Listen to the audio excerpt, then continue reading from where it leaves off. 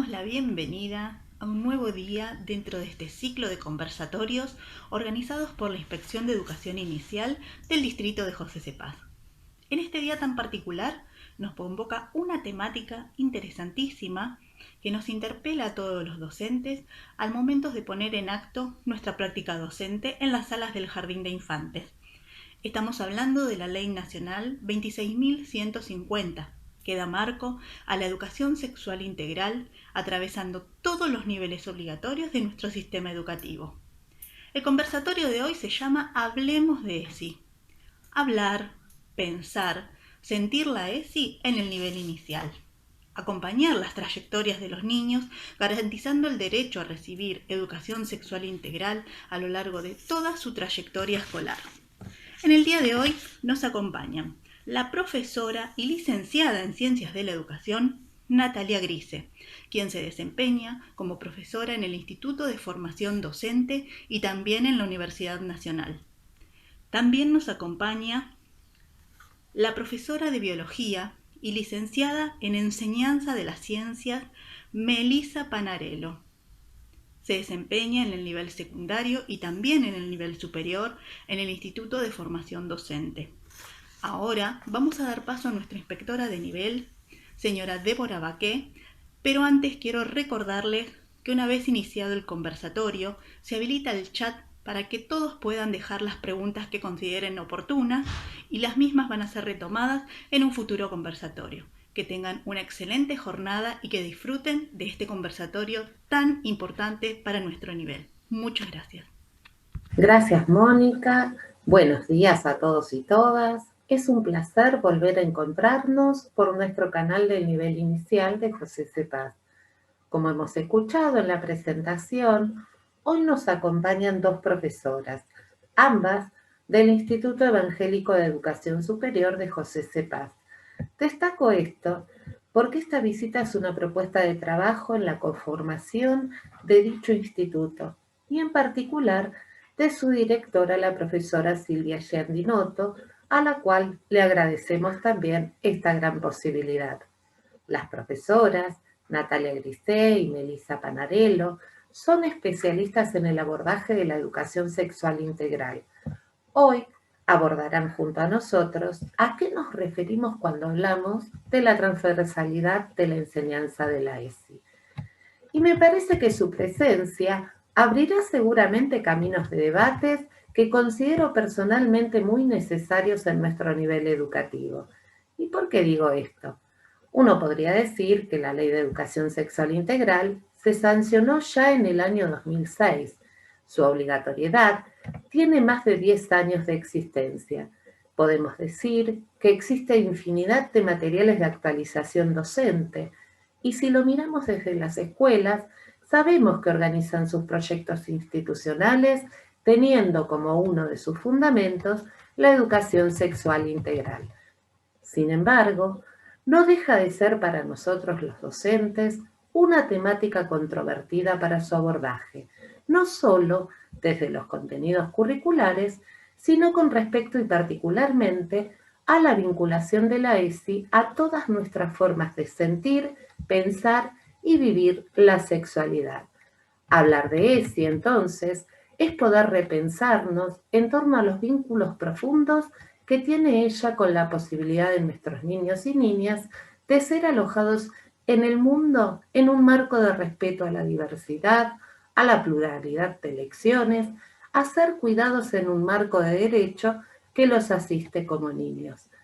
Hablar de ESI también es hablar de vínculos con las familias. Necesitamos construir caminos compartidos que nos permitan crear acuerdos que desafíen nuestras formas de pensar, tanto de padres, docentes, directivos y supervisores, en un clima sensible a la escucha y al respeto por el otro.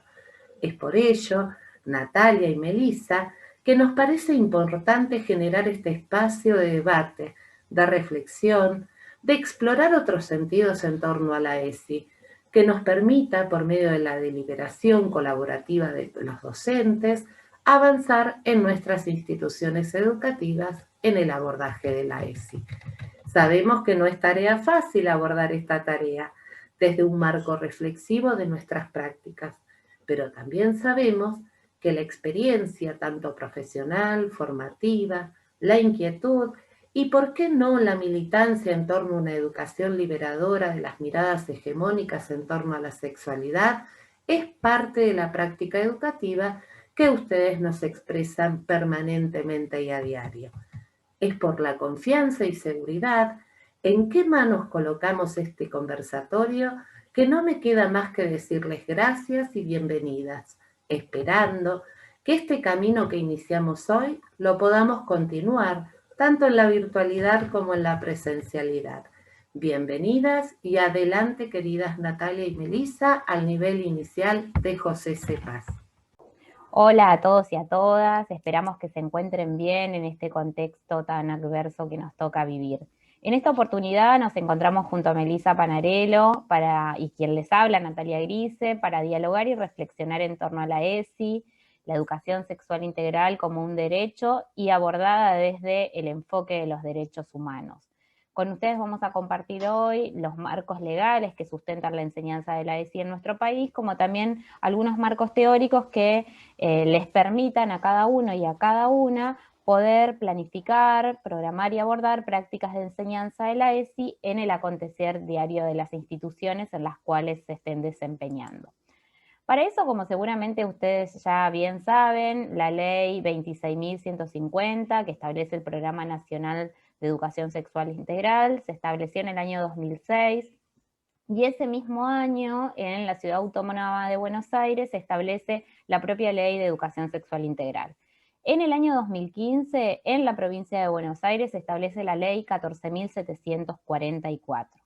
Más allá, como mencionaba, que hace 14 años contamos con la Ley Nacional que establece el Programa de Educación Sexual Integral, aún hoy persisten ciertas resistencias, no solamente por parte del ámbito familiar, de las familias, sino también de las instituciones, de los equipos directivos, de los y las docentes, como también de las jurisdicciones, de los gobiernos provinciales, que aún hoy muchos siguen sin legislar sus propias leyes.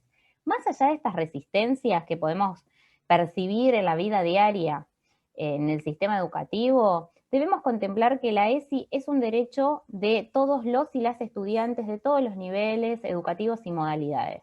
Por lo tanto, la ESI debe ser enseñada en todas las instituciones, ya sean de gestión pública, gestión privada, gestión social.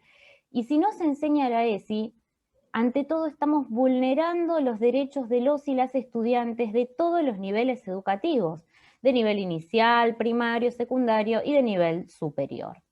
Es por eso que para nosotras resulta muy importante poder saber, al menos poder reconocer de dónde se derivan esas resistencias que aún persisten en relación al abordaje de la ESI en las instituciones. Por eso los invitamos y las invitamos al finalizar el video a que puedan reflexionar junto a otros y otras respecto a sus biografías escolares y cómo ha sido el abordaje de la educación sexual, qué tipo de formación en sexualidad han recibido ustedes, ¿no? En el nivel inicial, si lo recuerdan, en la escuela primaria, en la escuela secundaria, en su formación de docentes.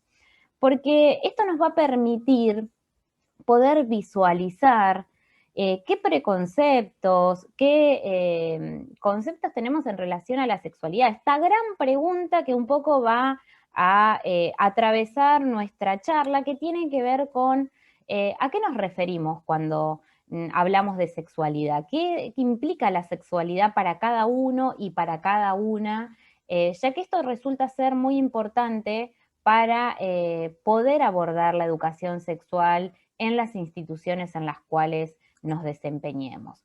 Por eso yo hacía referencia a revisar esas biografías escolares, en tanto esta pregunta de cómo ha sido abordada la educación sexual a lo largo del sistema educativo nos remite a una visión restringida, ¿no?, sobre la sexualidad.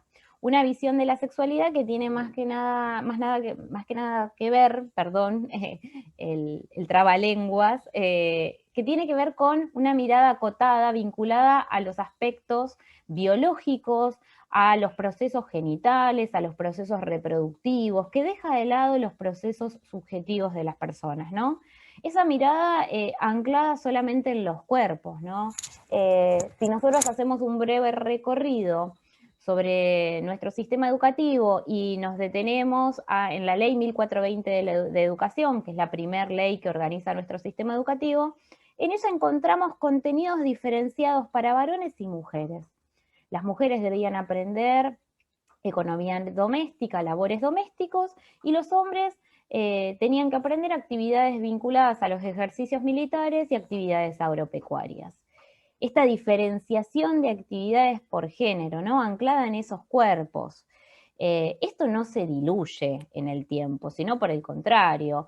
Aún hoy, lamentablemente, siguen persistiendo en las instituciones de todos los niveles miradas respecto a los cuerpos y de normalización de esos cuerpos, que ahora yo voy a adentrarme en ello. Pero pensar cómo aún hoy sigue habiendo instituciones en donde se forman filas diferentes por género, los listados son diferentes por género, se proponen actividades en el quehacer diario de las instituciones también diferenciadas por géneros. Eso claramente disciplina los cuerpos, los encasilla, los normaliza. Para ello yo voy a recurrir a los aportes de una autora brasileña que se llama Guacira López Louro. Pueden encontrar varios materiales de ella en la web. Y esta autora hace mención a un concepto que tiene que ver con la pedagogía de la sexualidad, planteando que en las escuelas siempre se ha enseñado sexualidad, ¿no? No es que nace hace 14 años con la ley, sino que siempre se ha desarrollado una pedagogía de la sexualidad que ha operado de forma implícita, que ha operado a largo plazo, y por eso ha dejado huellas y marcas en cada uno y en cada una. Esas marcas claramente que inciden en nuestras formas de pensar, de sentir y de actuar en relación a los cuerpos sexuados. Y ante todo, en los y las docentes, debemos revisar esas marcas, debemos estar atentos, atentas, porque esas marcas, esas resistencias, esas formas restringidas de pensar la sexualidad, van a incidir en cómo pensamos nuestras prácticas de enseñanza de la ESI. Es por eso que es necesario revisar esas concepciones en torno a la sexualidad y cómo se ha enseñado, más allá que podemos ver que se ha enseñado siempre, se ha formado siempre en sexualidad, cómo se ha realizado, ¿no?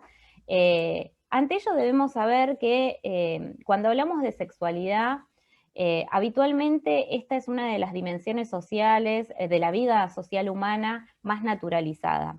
Y cuando plantea esta idea de naturalización es que se piensa que la sexualidad no puede ser cuestionada, está dada naturalmente, pertenece al ámbito privado, casi se relaciona con lo instintivo, ¿no? La sexualidad dada naturalmente y anclada en los cuerpos, en cuerpos que son considerados como universales y a su vez se legitiman formas de vivir esos cuerpos, como si todos y todas viviéramos nuestros cuerpos de igual manera, ¿no?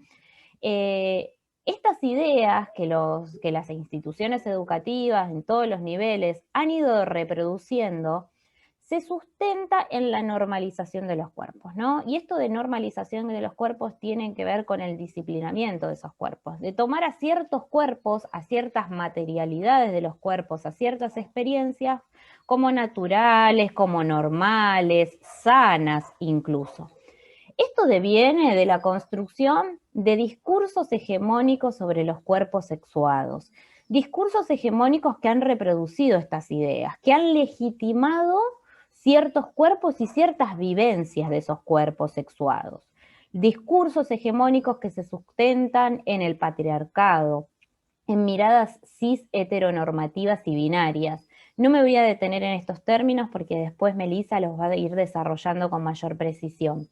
Pero es importante registrar que estos discursos se han construido a lo largo de la historia, se construyen socialmente, que no son neutrales, sino por el contrario, debemos leerlos en clave de estar constituidos dentro de un sistema de producción capitalista, dentro del sistema capitalista.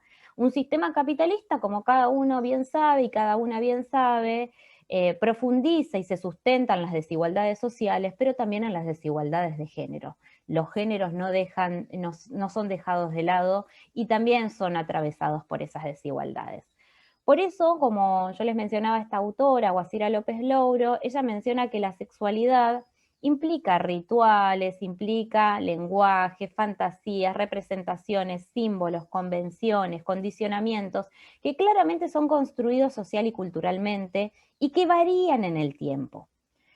Ella mismo menciona que los cuerpos ganan sentido socialmente, no hay nada de natural en los cuerpos, no hay nada de natural en las vivencias de esos cuerpos.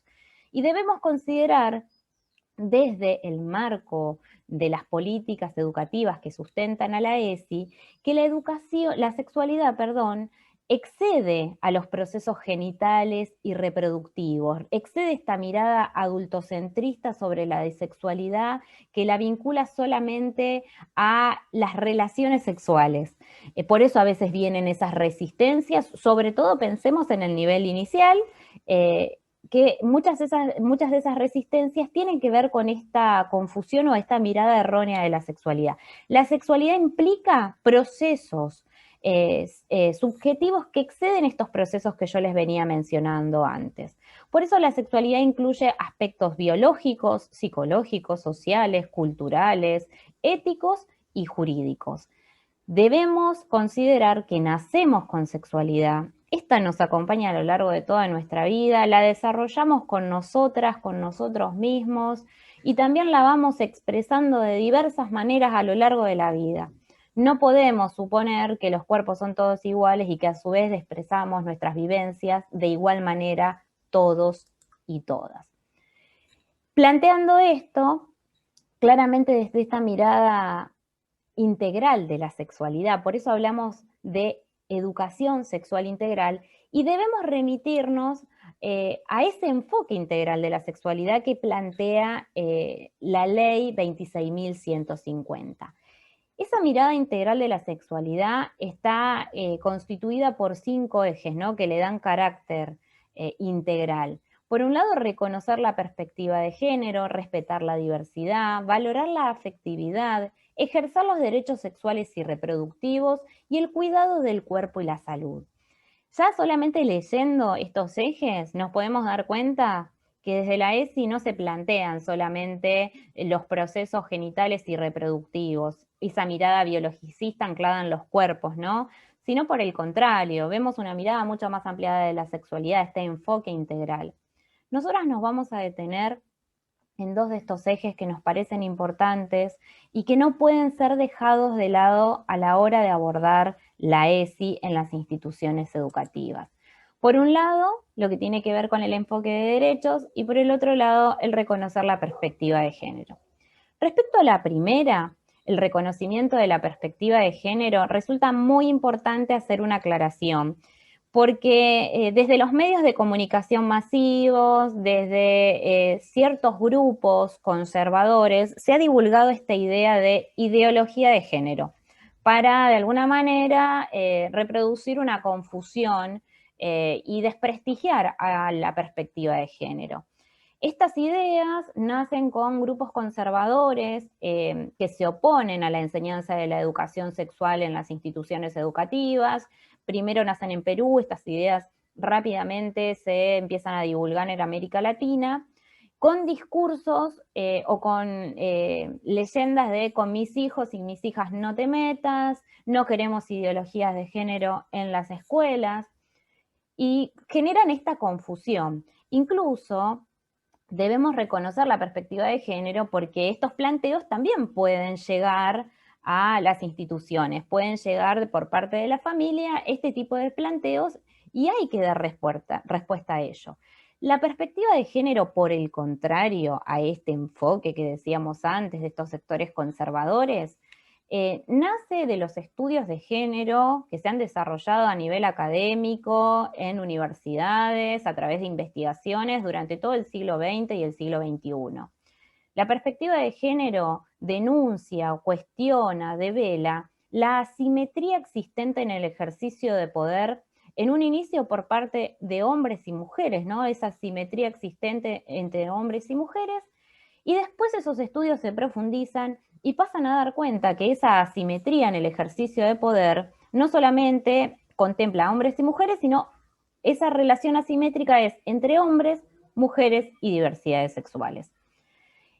Y como consecuencia de ello trae aparejado la restricción, la limitación de los derechos a las mujeres y a las diversidades sexuales. Por el solo hecho de ser mujeres, por el solo hecho de que somos mujeres, por el solo hecho de ser diversidades sexuales, se les ven limitados los derechos, tanto derechos a la educación, a la salud, a la justicia.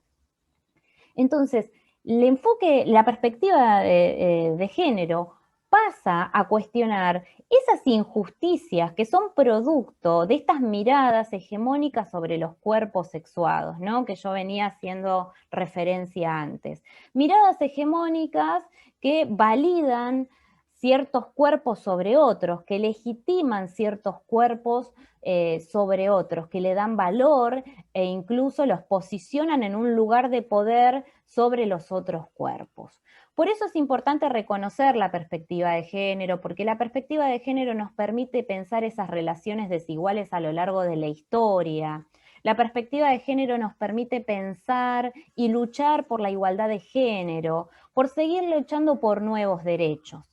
Y por el otro lado, el enfoque de derechos. Como yo ya mencioné y seguramente cada una lo sabe, la ESI es un derecho, se constituye en un derecho. Si no enseñamos la ESI, estamos vulnerando el derecho de nuestros estudiantes, estamos vulnerando el derecho de las infancias, de las adolescencias, de las adulteces que se están formando en los niveles educativos.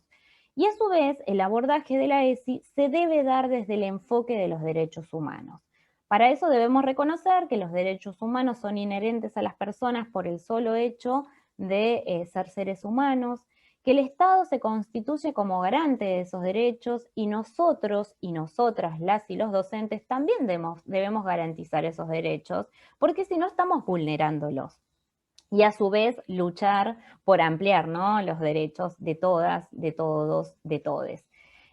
Por eso es importante reconocer que no solamente debemos saber los marcos legales, las políticas educativas que sustentan la enseñanza de la ESI, sino el resto de los derechos que de alguna manera sustentan la enseñanza de la ESI, se constituyen en un entramado que le da sustento a la ESI. Y ahí podemos mencionar varios de esos marcos legales, varios de esos derechos a nivel internacional, la Declaración de los Derechos Humanos, la Convención de los Derechos del Niño, a nivel nacional, la Ley de Educación Nacional, la Ley Provincial de Educación, la Ley Nacional de Protección Integral de los Derechos de Niñas, Niños y Adolescentes, al igual que la Ley Provincial al respecto, la Ley de Parto Humanizado, la Ley en contra de todo acto discriminatorio, la Ley de Identidad de Género, la Ley de Matrimonio Igualitario, la Ley que establece el Programa Nacional de Salud Sexual y Procreación Responsable, como así un entramado de leyes que se constituyen en derechos de los seres humanos que deben ser contemplados a la hora de abordar la ESI. En particular, después nosotras nos vamos a detener en dos comunicaciones, en dos marcos legales de la provincia de Buenos Aires que se articulan muy bien con la ESI, que tienen que ver con la comunicación conjunta 1 del 12 y la comunicación 6 del 15, que después vamos a profundizar en ello. Habiendo hecho todo este recorrido hasta el momento respecto a estas concepciones en relación a la sexualidad, resulta muy importante para empezar a pensar prácticas situadas que contemplen a la ESI en el acontecer diario de las instituciones, que las instalen en la agenda diaria, que no sea solamente una práctica esporádica o una práctica que se visibiliza una semana al año porque lo establece la provincia de Buenos Aires y que se entiende que esta decisión es para visibilizar la ESI.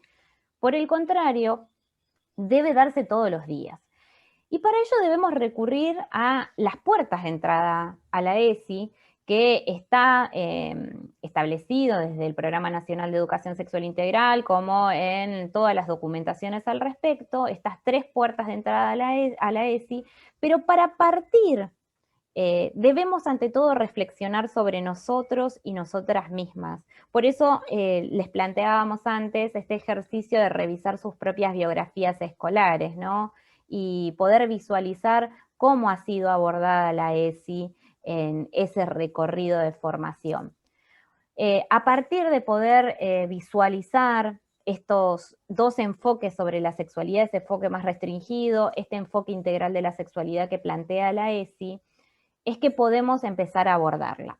Y para eso contemplar estas 3 puertas de entrada. Por un lado, la primera puerta de entrada, que es la que nosotras pensamos que da inicio, que es por la que debemos empezar, que tiene que ver con reflexionar sobre nosotros mismos, sobre nosotras mismas, acerca de qué pensamos en relación a la ESI, acerca de qué pensamos en relación a la sexualidad.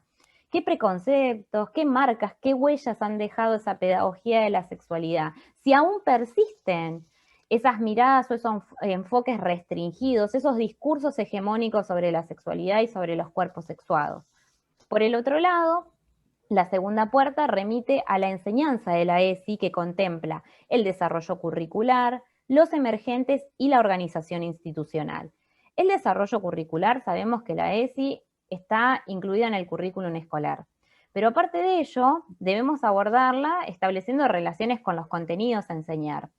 Pero no solamente debe quedar en esto solo, ¿no? Pienso cómo meto la ESI de forma forzada, incluso con algún contenido que lo pueda relacionar.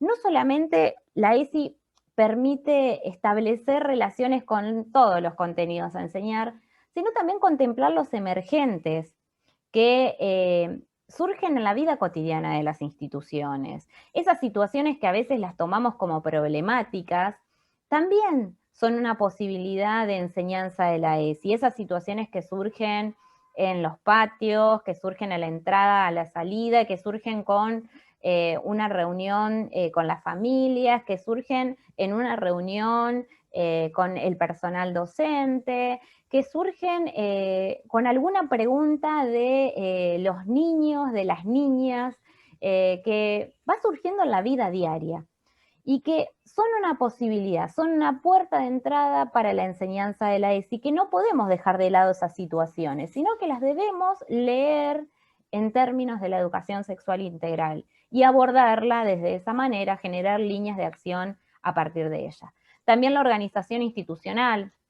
Vamos a ver que cada institución tiene sus propias características, su cultura institucional, y también debe ser contemplada para pensar cómo se va a abordar la ESI, para generar proyectos en sí. Y por último, la puerta de entrada, que tiene que ver con el vínculo escuela, familias, comunidad, ¿no? Yo ahí mencionaba antes cómo las resistencias no solamente devienen de los y las docentes, los equipos directivos, sino también de las familias.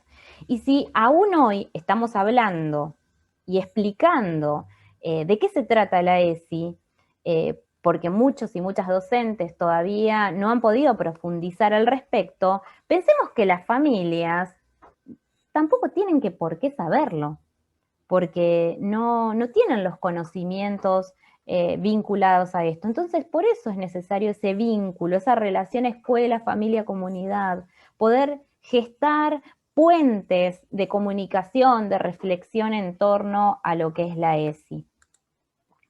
Y para eso, como bien sabemos, la ESI se sustenta en los lineamientos curriculares federales. Estos son los criterios que sustentan la enseñanza de la ESI, que implican la promoción de la salud, el enfoque integral de la sexualidad, los estudiantes como sujetos de derecho, los y las estudiantes como sujetos de derecho, la atención a la complejidad del hecho educativo. Por eso hablamos de prácticas situadas, ¿no? No podemos dar una receta como algo único para poder, bueno, ¿cómo puedo abordar la ESI en el nivel inicial? Podemos dar líneas de acción, pero cada uno y cada una van a saber cómo abordarla acorde a la institución en la cual trabajen, acorde a la comunidad, acorde al grupo de niños, de niñas que asistan a la institución. Por eso se plantea que la ESI es incluida en el currículum escolar, que es abordada en todos los niveles de manera transversal y continua. Y esta idea de lo transversal y continuo es necesario poder contemplar que la ESI no se puede dar de forma esporádica, que no se puede dar en una jornada, que no se puede dar una vez cada tanto o vincularlo con algún contenido en la planificación, sino por el contrario, se debe dar de forma continua, en todos los niveles y de forma transversal, ¿no? Que atraviese todas las áreas, que a su vez se puedan gestar proyectos en todo el nivel, ¿no? Tanto en lo que es el jardín maternal como el jardín de infantes, generar proyectos que puedan atravesar la enseñanza en todas las secciones del nivel. Y ahora le paso la palabra a mi compañera Melissa, que va a continuar brindando información respecto al abordaje de la ESI. Gracias, Nati. Bueno, como les comentaba Natalia recién, para los discursos hegemónicos, ¿sí? Los cuerpos sexuados y la sexualidad es algo lineal y algo fijo. Se asumen ciertos cuerpos como normales y se sustentan ciertos deseos y ciertos estereotipos en particular. Yo los invito y las invito a observar este pequeño esquema donde aparecen 3 categorías que me gustaría pensar junto a ustedes: la de sexo, género y deseo. Antes, para los discursos hegemónicos, estos 3 elementos están alineados. Si uno tiene pene, su género debe ser masculino y su deseo heterosexual hacia una mujer, y si uno tiene vulva, el género debería ser femenino y el deseo hacia su opuesto, hacia un varón. Sin embargo, me gustaría desandar primero la categoría de sexo e invitarlos a pensar en la diversidad biológica, ¿sí? Así como existe una enorme diversidad en la naturaleza, los cuerpos humanos también son sumamente diversos. Y en este sentido, la determinación del sexo biológico de las y los individuos está dada por muchos elementos gonádicos, elementos cromosómicos, elementos genéticos, elementos morfológicos, elementos hormonales, ¿sí? La relación de determinadas formas van a generar lo que llamamos en biología una hembra o un macho típico, siempre pensando en la división primaria del sexo entendida como macho y hembra, ¿sí? Sin embargo, sin pretensión de que lo puedan leer, por supuesto, pero sí observar estos colores que aparecen, estas flechas que van y vienen, este esquema les permite ver hacia la izquierda estos elementos que recién les nombraba, en la segunda columna la configuración de una hembra biológica típica, y en el extremo derecho, en la otra punta, una configuración biológica de macho típico. Todo lo que ustedes observan en el medio, ese colorido, esas flechas que van y vienen, es diversidad de los cuerpos biológicos, englobados en una categoría que conocemos como intersexualidad. Fíjense la enorme diversidad biológica que existe de los cuerpos, al menos 11, se supone que incluso más de 30 hay en relación a estas variaciones que pueden tener estos individuos en relación con los cromosomas, las gónadas, ¿sí? Bueno, diferentes del promedio. Ahora bien, ¿esto es patológico? No. ¿Esto implica problemas morfológicos del desarrollo? No. Sin embargo, estos individuos intersexuales que históricamente han sido invisibilizados en los diseños curriculares, en las láminas escolares, en los libros de texto, muchas veces son intervenidos quirúrgicamente a muy temprana edad para adecuar sus cuerpos a alguno de los sexos, ¿sí? En esta cosmovisión de que solo existen varones y mujeres. Ahora bien, me gustaría desandar, sin que olviden esto y teniéndolo en mente y pensando en los cuerpos, la segunda categoría, que es la de género. Decía Nati antes, el género es una categoría sumamente poderosa para pensar las relaciones entre las personas, entre los individuos, y es una categoría que originalmente se había construido desde una mirada binaria, el sexo como lo biológico, como lo dado naturalmente, y el género como la construcción social.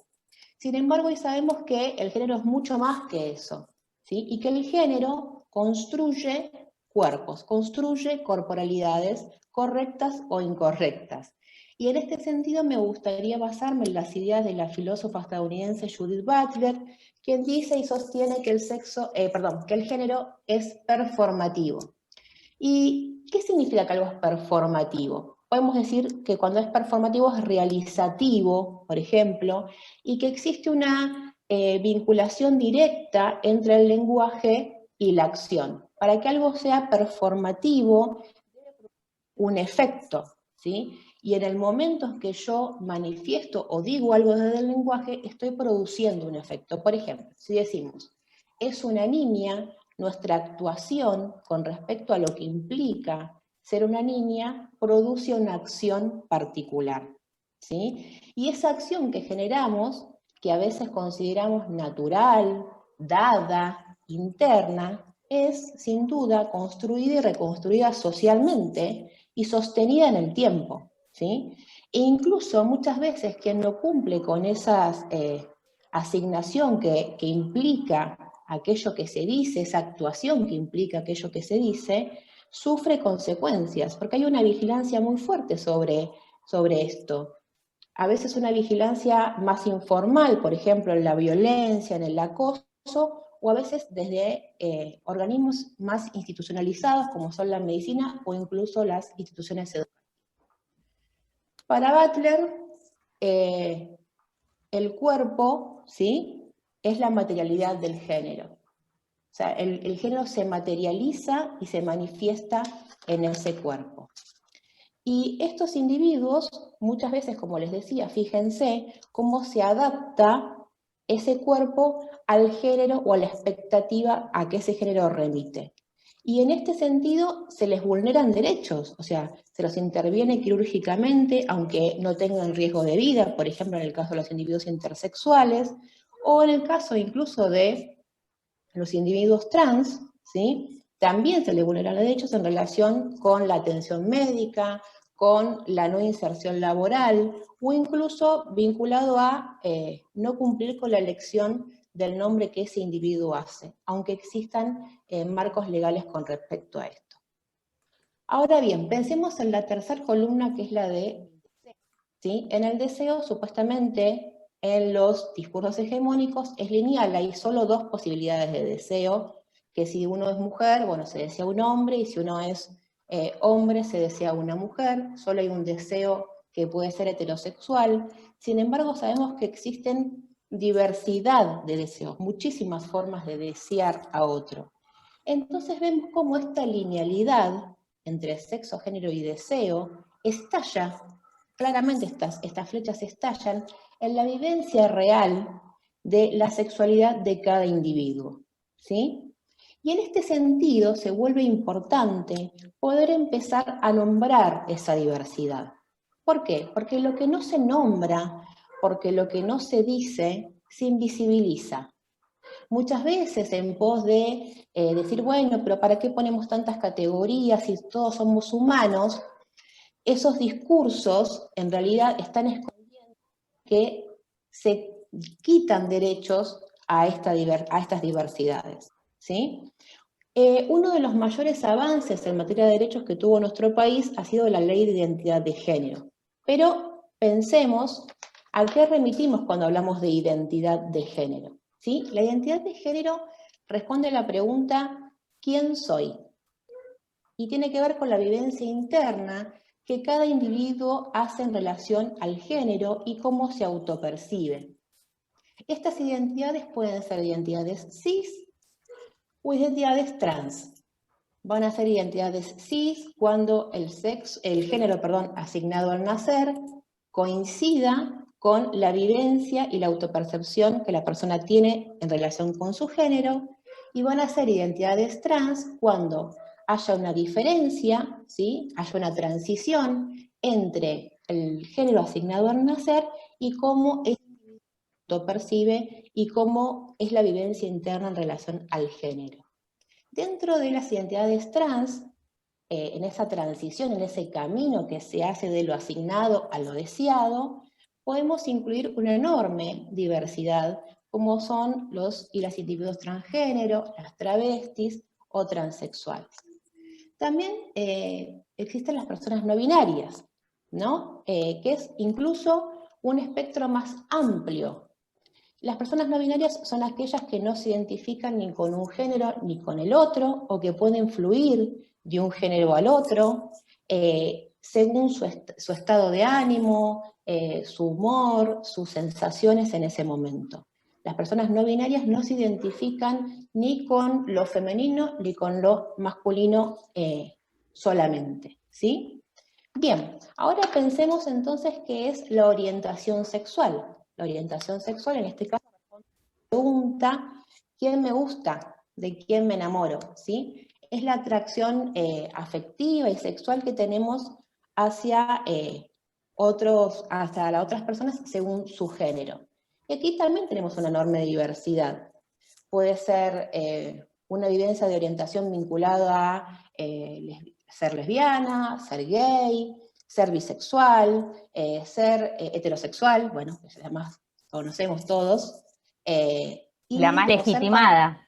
Claro, la más legitimada supuestamente, ¿no? La única que deberíamos poder sentir y manifestar, o ser pansexual, que ahí a los individuos pansexuales no creen importante el género de otro para enamorarse o vincularse. Y una cosa importante para aclarar también es que los acuerdos y las prácticas sexuales que se lleven o se desarrollen entre dos individuos que dan a ambos, ¿sí? Teniendo prácticas sexuales no como solo prácticas genitales, sino desde un concepto más amplio, no corresponden a una orientación u a otra. No hay prácticas sexuales de una orientación ni otra. Las prácticas sexuales son eso, prácticas vinculadas con el placer, siempre en el contexto del acuerdo entre dos individuos, ¿sí? Y por último, vamos a pensar qué es la expresión de género. La expresión de género no tiene que ver muchas veces ni con la identidad, ni con la orientación, ¿sí?, de un individuo, sino que tiene que ver cómo yo gusto expresar el género, cómo me visto, cómo me maquillo, no sé, cómo me peino, ¿sí? Y puede ser que yo sea, por ejemplo, una mujer cis heterosexual que guste vestirme con ropas que se consideran de otro género, ¿sí? Es como yo lo expreso. Ahora bien, ¿qué pasa con la diversidad sexual y con la identidad dentro de las instituciones escolares?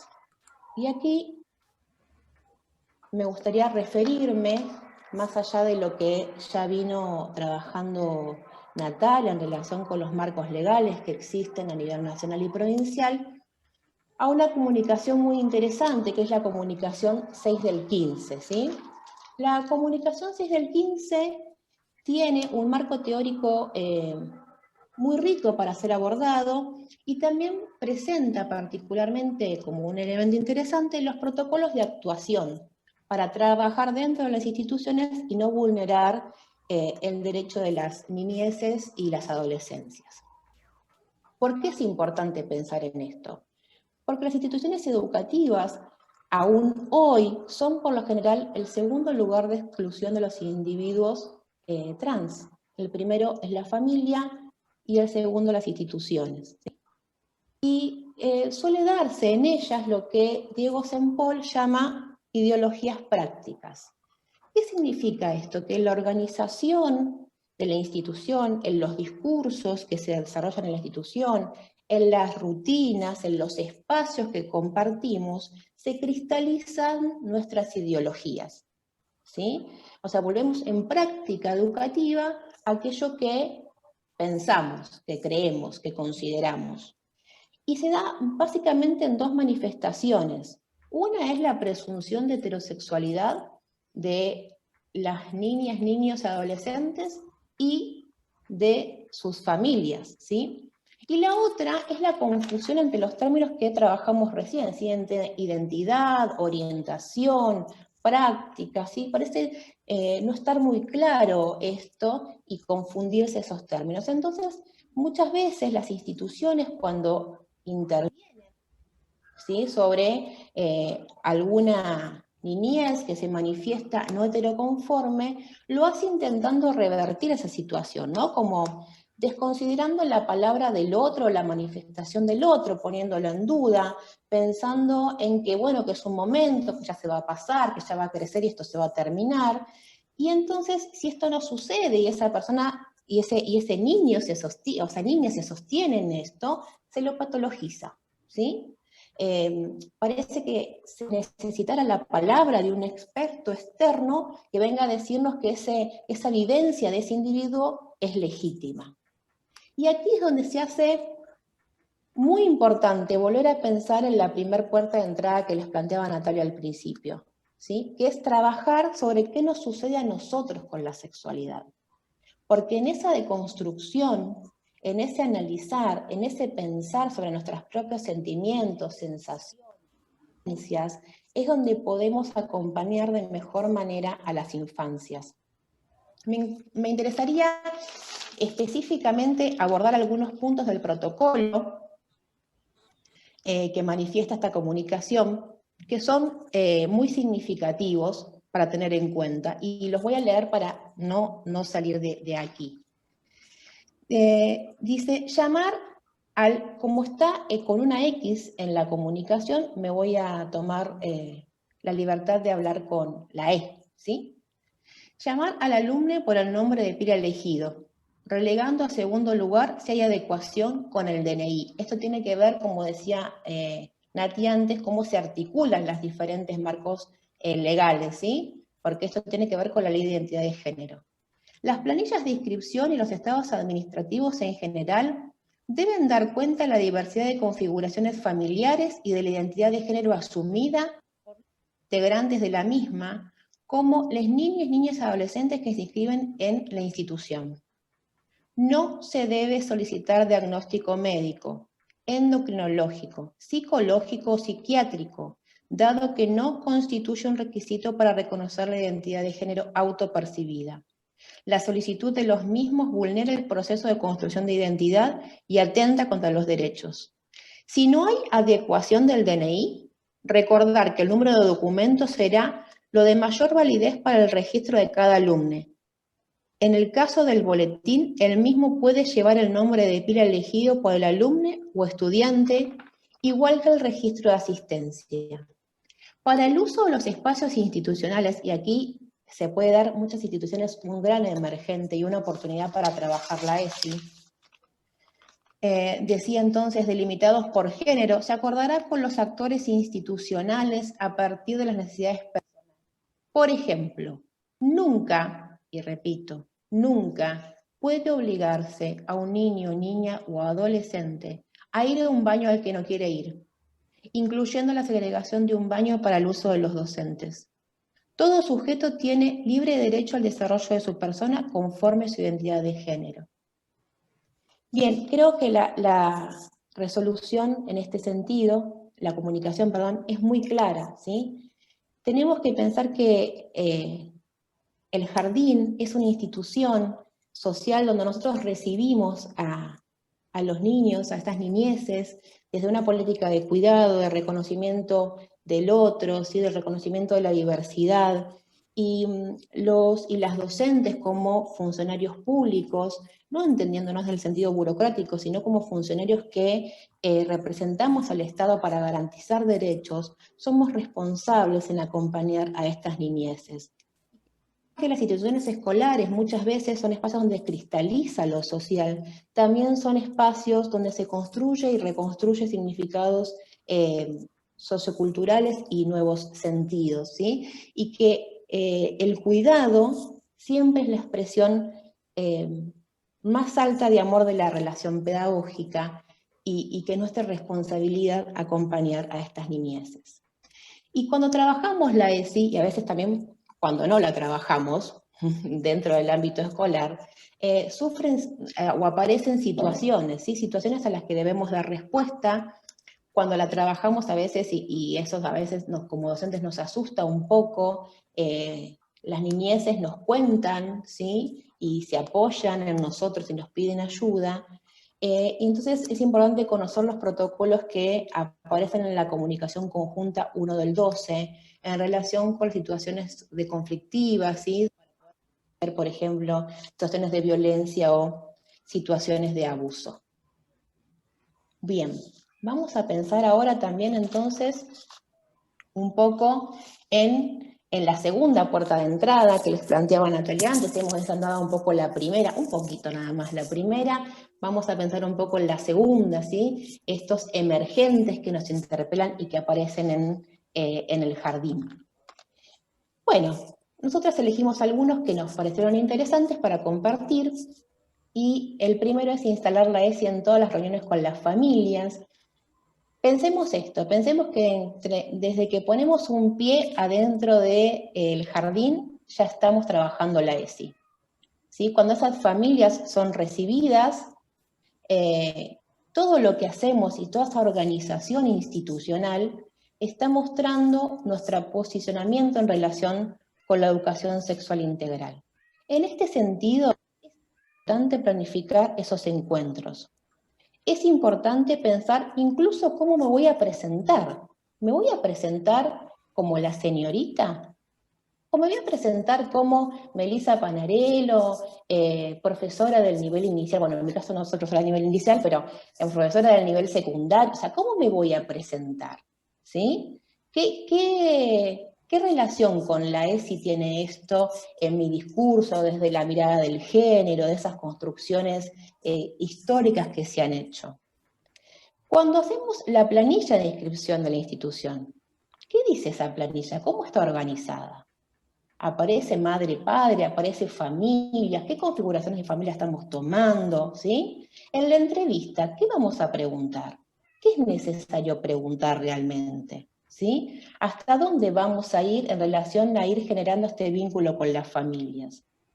Cuando hacemos la reunión, la primera reunión de las familias, es importante comunicar que vamos a trabajar la ESI. Es importante, como dice Andrea Fernández, decir qué, para qué y cómo, ¿sí? Las familias también quieren participar, quieren acompañarnos, y es bueno darles ese lugar, explicarles, ¿sí? Porque cuando uno desarrolla ESI en el jardín, también llega a las familias. Se hace replicador de esos conocimientos y de esas formas de entender la sexualidad que es importante tener en cuenta.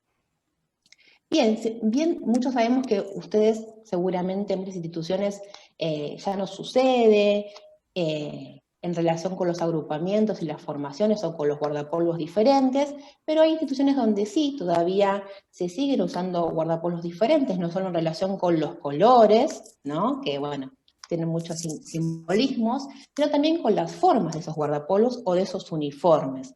Unos uniformes para niñas y otros para niños, y ahí también nos olvidamos de que pueden haber otras configuraciones, ¿no? Seguimos pensando en lo binario. Y en los agrupamientos o las formaciones, bueno, ¿cómo vamos a agrupar a esas niñeces? ¿Por género? ¿Existen otras formas de agrupaciones, de agrupamiento que son más convenientes en relación con trabajar la ESI? Bueno, esto las invitamos y los invitamos a que lo puedan pensar, ¿sí? Otros de los emergentes que nosotras hemos elegido, claramente que hay muchos más y es una forma también de poder abordar la ESI, ¿no? En el nivel inicial y generar algunas líneas de acción posibles, tender puentes para que todos y todas reflexionemos, pero siempre pensando en prácticas situadas. Volvemos a esto que es sumamente importante. Cada uno, cada una, junto a los colegas, las colegas, van a tener que pensar esas prácticas situadas pensando en la comunidad, ¿no?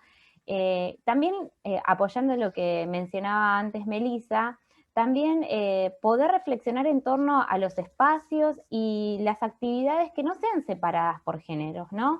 Los espacios dentro de las salas, las actividades que se generen, las rutinas, empezar a poder reflexionar en torno a ello, porque eso también hace a la ESI, ¿no?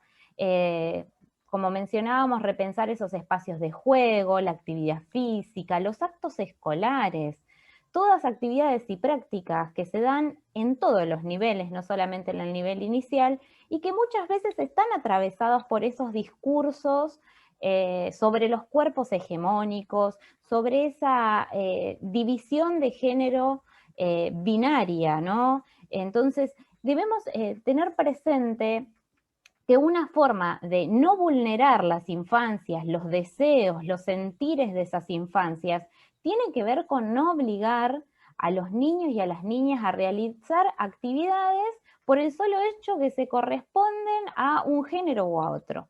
Porque eso también es una construcción, no es natural, no es dado. Incluso con los actos escolares, poder registrar qué le pasa a esas infancias, a esas niñeces en relaciones a los roles que van a desempeñar. Tenemos que empezar a revisar minuciosamente, como mencionábamos antes, ¿no? La ESI instalada en el acontecer diario de las instituciones. También repensar las imágenes de las representaciones de cuerpos y de familias, volviendo a lo que antes mencionaba Melissa al respecto, ¿no? ¿Qué tipo de concepciones de familias aún subyacen, ¿no? Desde estas miradas hegemónicas, como así también las imágenes de representaciones de los cuerpos, ¿no? Imágenes que a su vez se divulgan en la cartelera, en la decoración de las salas, en las láminas, y sobre todo repensar en relación a esos cuerpos, ¿no? Cómo se divulgan imágenes, no solamente en los materiales que tienen que ver con libros, con láminas, con revistas de divulgación para el nivel inicial, que remiten a esa mirada binaria, ¿no? De los cuerpos sexuados. Niño con pene, niña con vulva. Desconociendo otras infancias, ¿no? Infancias que permiten otra forma de vivir esos cuerpos, como niños con vulva y niñas con pene. Es importante corrernos de esa mirada del tabú, corrernos de esa mirada restringida de la sexualidad, porque si no estamos vulnerando a nuestras infancias ante todo.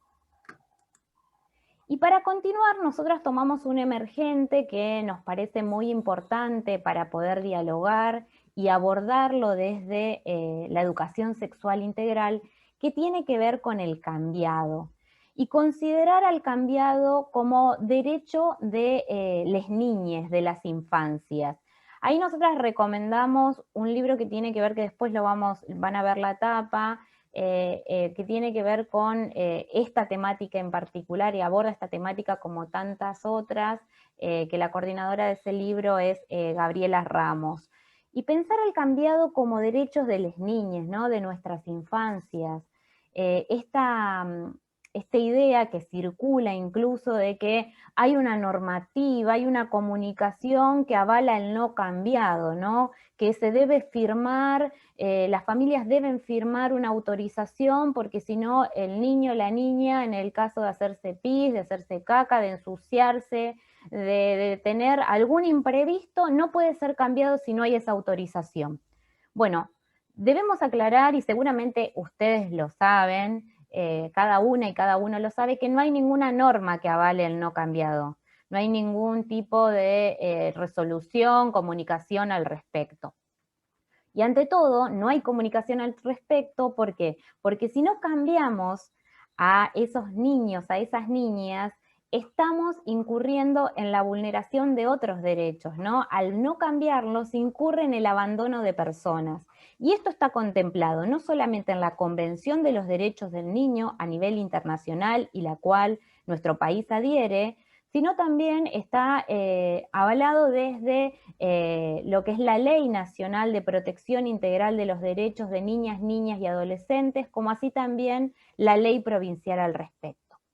Debemos realizar esa aclaración, eso también se debe divulgar para los nuevos y las nuevas docentes que ingresan a las instituciones, porque circula esta idea, ¿no? Circula la idea en el imaginario, no solamente de las instituciones, sino también la preocupación de las familias al respecto, ¿no? ¿Qué hago si trabajo todo el día y no puedo llegar a cambiar a mi niño, a mi niña? ¿Qué va a estar 4 horas sin ser cambiado porque no hay ningún adulto, adulta que pueda ir a asistirlo? ¿O debo firmar algún tipo de autorización?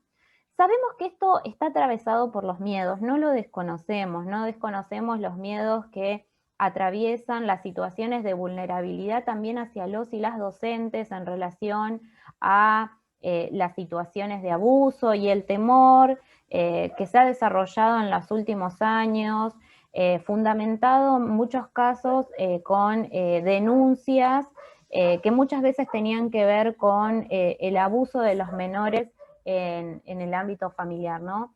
Pero es importante dar cuenta de ellos, porque si no, sobreponemos nuestros miedos a los derechos de los niños y las niñas. Y en ese caso estamos vulnerando su derecho y los estamos abandonando ante todo. Debemos pensar en esas infancias y qué sienten esas infancias cuando pasan horas y horas sin haber sido cambiados, pasan horas y horas siendo expuestos, ¿no?, a esa situación, no solamente pudiéndole generar problemas de salud, sino también el tema de la vergüenza, la relación con sus cuerpos, ¿no? Bueno, en este sentido es importante generar acuerdos de confianza con las familias, ¿sí? Socializar esos acuerdos institucionales que hacemos. Si sentimos que institucionalmente es necesario hacer esa autorización, desarrollarla, bueno, charlar igualmente con las familias de por qué generamos esa autorización.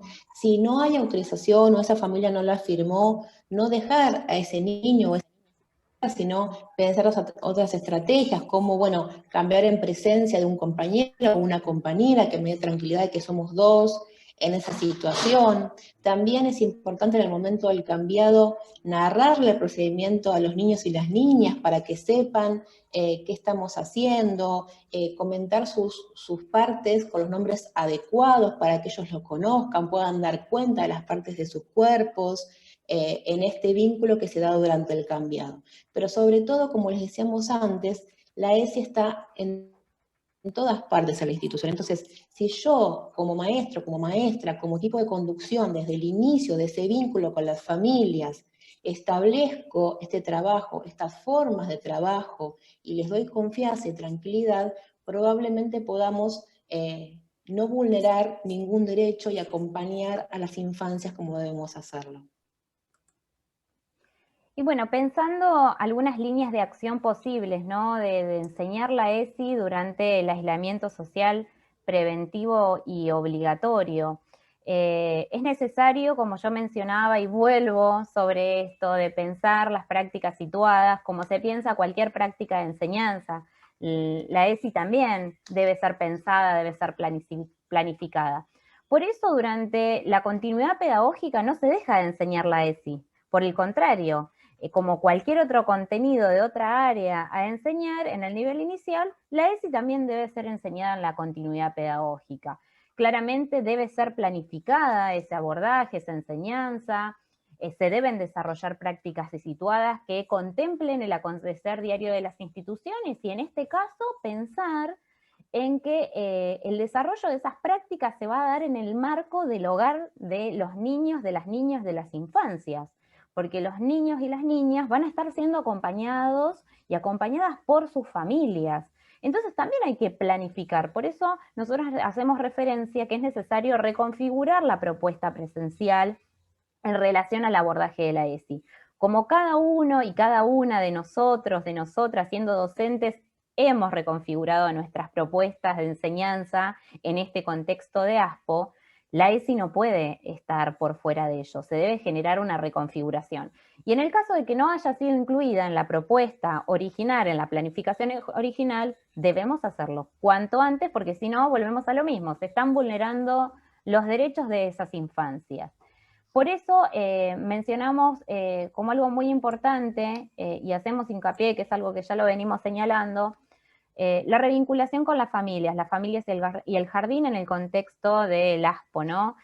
Poder también generar diálogos, acuerdos, que estas reuniones con las familias que se daban de forma presencial no queden de lado, no se dejen de lado en este contexto. Sabemos que es complejo, que es muy difícil para las instituciones públicas, además, gestionar la comunicación, y eso lo tenemos presente porque nosotras también lo vivimos como docentes de instituciones públicas.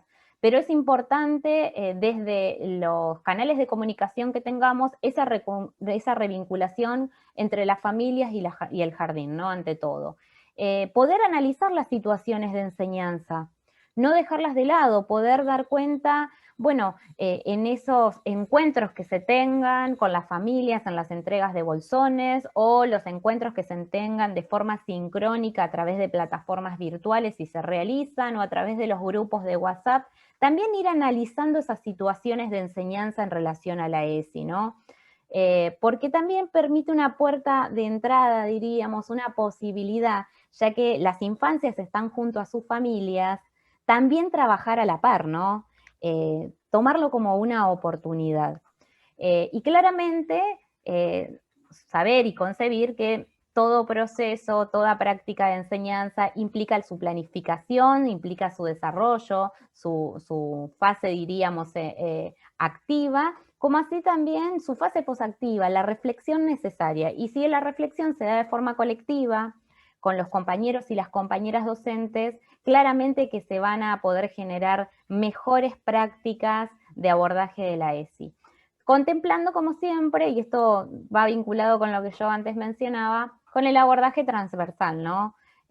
Sin dejar de lado ningún área, poder trabajar con la compañera, con el compañero que está en la otra sección, poder trabajar con en las diferentes áreas, trabajar desde propuestas y desde proyectos que atraviesen a todas las secciones.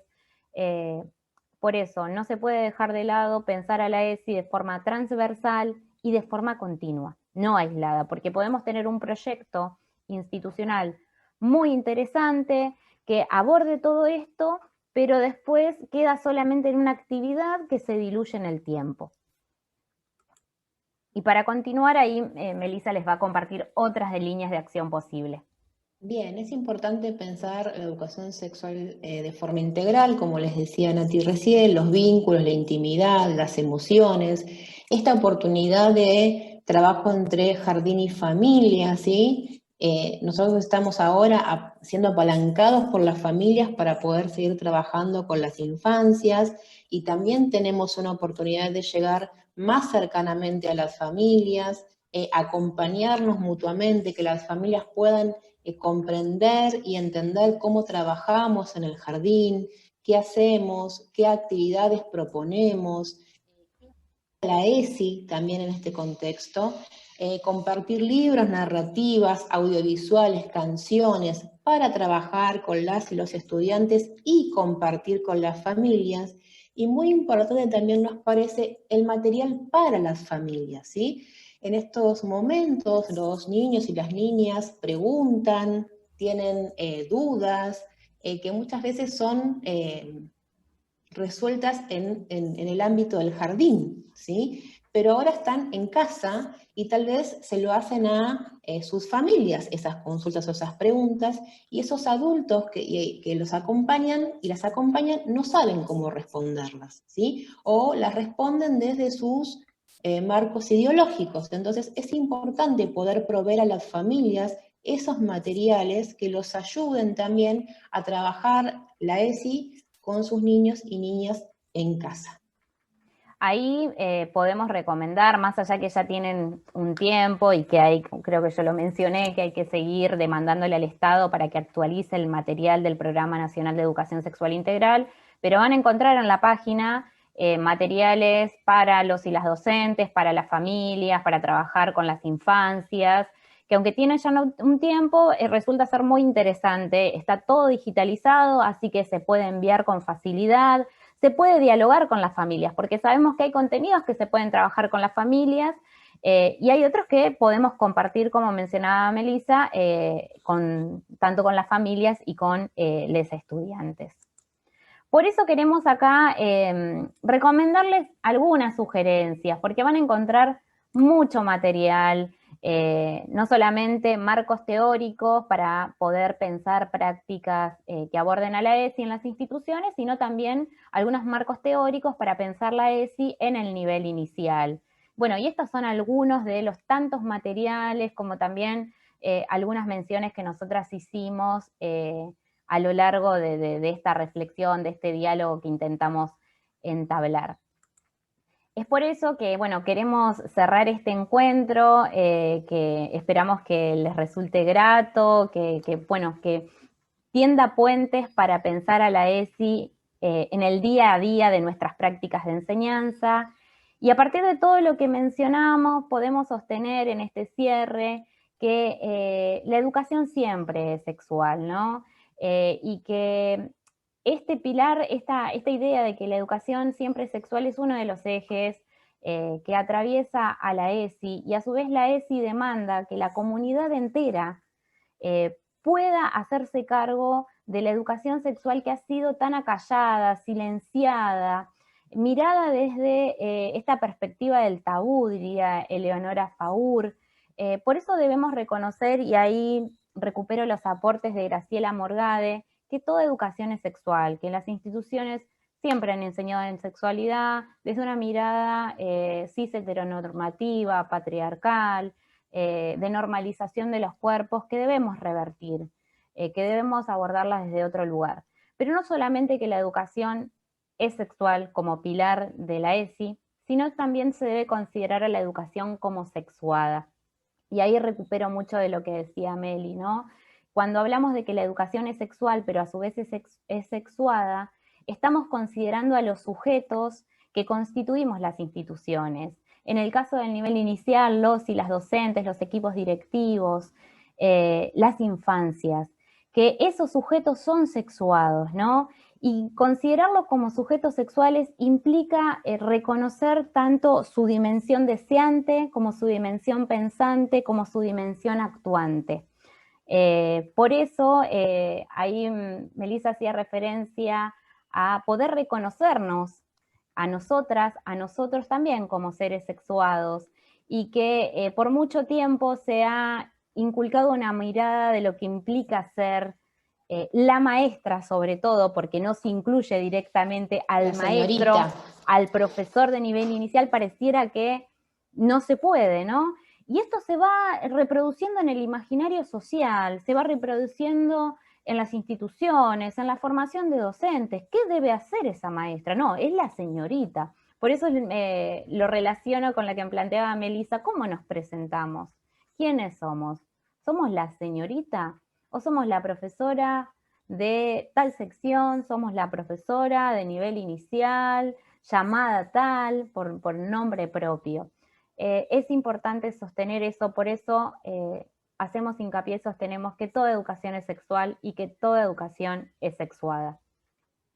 Bien, por eso tratar la ESI, generar propuestas, permite reconocer la diversidad y además empodera a las niñeces, ¿sí? Es liberadora, es emancipadora, y a su vez no tratar la ESI no solo viola marcos legales, sino que además es una manera de abandonar a las infancias, ¿sí? No tratar la ESI profundiza las desigualdades, profundiza las violencias y implica abandonar a nuestros niños. Muchas gracias. Muchas gracias a todos y a todas. ¿Quién dijo que los juguetes son de niño, nena? Si vamos a vivir juntos, Juntos hay que jugar.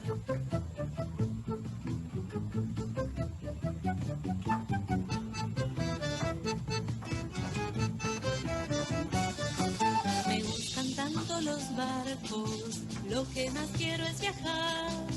Si voy a ser capitana, no preciso ese disfraz de princesita rosada que me quieres regalar. Estoy mirando en el mapa que voy a cruzar el mar. Me dijo que los juguetes son de nena, nena. Si vamos a vivir juntos hay que jugar.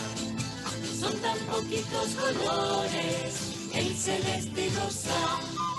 Pintemos un arco iris de color libertad.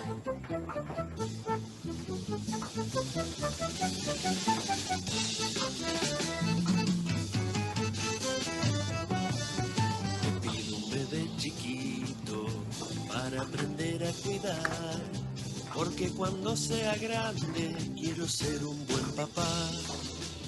No necesito pistolas ni casco de militar, porque jugar a la guerra si yo prefiero abrazar. ¿Quién dijo que los juguetes son veneno, nena? Si vamos a vivir juntos hay que jugar. Son tan poquitos colores, el celeste y rosa. Pintemos un arco iris de color libertad. Queremos cuentos, canciones, tiempo para imaginar, y grandes que nos ayuden a sentirnos a la par. Nenas y nenas felices jugando de igual a igual. Es mucho lo que está en juego, No nos quieran separar. ¿Quién dijo que los juguetes son veneno, nena? Si vamos a vivir juntos hay que jugar. Son tan poquitos colores, el celeste y rosa. Pintemos un arco iris de color libertad. ¿Quién dijo que los juguetes son veneno, nena? Si vamos a vivir juntos hay que jugar. Si vamos a vivir juntos hay que jugar. Juntos hay que jugar. Juntos hay que jugar. De la sanción de la Ley Nacional 26.150 de Educación Sexual Integral, como educadoras y educadores tenemos la responsabilidad y a la vez la gran oportunidad de enseñar ESI en la escuela. De esta manera contribuimos a garantizar el bienestar y el cumplimiento del derecho de las infancias. La educación sexual integral nos convoca a organizar un espacio sistemático de enseñanza y aprendizaje que comprenda contenidos de distintas áreas curriculares abordados de manera transversal. ¿Cuánto aprendimos hoy en este conversatorio juntos y juntas a Natalia y Melissa, a quienes agradecemos profundamente este tiempo de hablar, pensar y sentir la ESI en el nivel inicial? Hacemos extensivo este agradecimiento a los equipos del Instituto de Formación Profesional número 36 y al Instituto Evangélico de José C. Paz. La ESI nos invita permanentemente a reflexionar sobre los estereotipos, a construir y educar en espacios libres, diversos y respetuosos. Queremos agradecer a la Jefatura Distrital de José C. Paz, al Jefe Distrital Inspector Adrián Martínez, quienes son generadores de estos espacios de aprendizaje. A la Inspectora de Nivel Inicial, Débora Baquet, quien nos invita a pensar y repensar nuestras prácticas docentes. Y un agradecimiento especial a los equipos de conducción de nivel inicial y a cada uno y una de los docentes que hoy fueron parte de esta maravillosa experiencia con quienes en este momento inédito de aislamiento social preventivo y obligatorio seguimos educando. Muchísimas gracias.